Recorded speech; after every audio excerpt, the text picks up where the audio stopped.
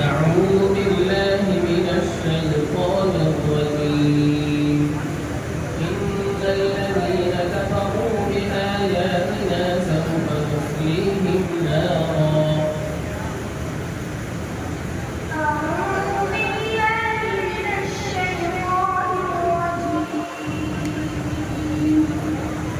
بسم الله الرحمن الرحيم. পাঁচে পারে পাঁচ إن الذين كفروا بآياتنا سوف نصليهم نارا كلما نضجت جلودهم بدلناهم جلودا غيرها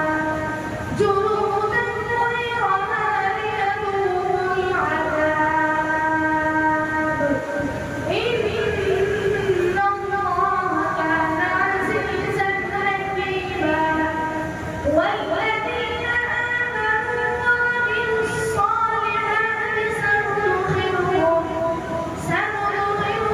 جنات تجري من تحتها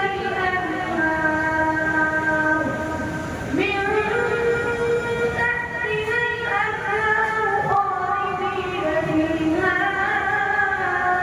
أبدا لهم فيها أزواج مطهرة وندخلهم ظلا ظليلا إن الله يأمركم أن تؤدوا الأمانات إلى أهلها وإذا حكمتم بين الناس أن تحكموا بالعدل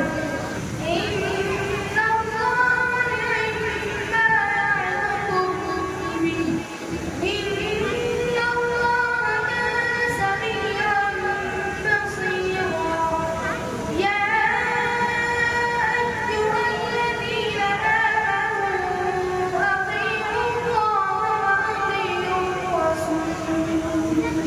وأطيعوا الرسول وأولي الأمر منكم فإن تنازعتم في شيء فردوه إلى الله والرسول إن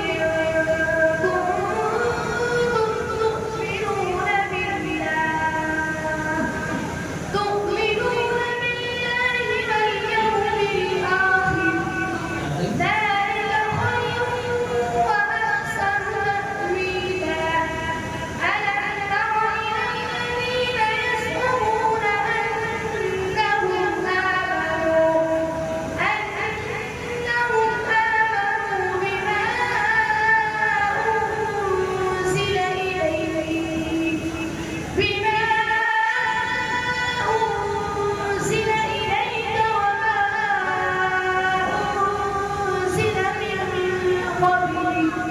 وما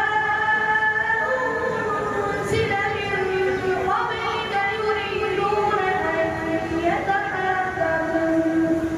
يريدون أن يتحاكموا إلى الطاغوت وقد أمروا أن يكفروا به ويريد الشيطان أن يضلهم ضلالا بعيدا. حسبك سنية الفلسفة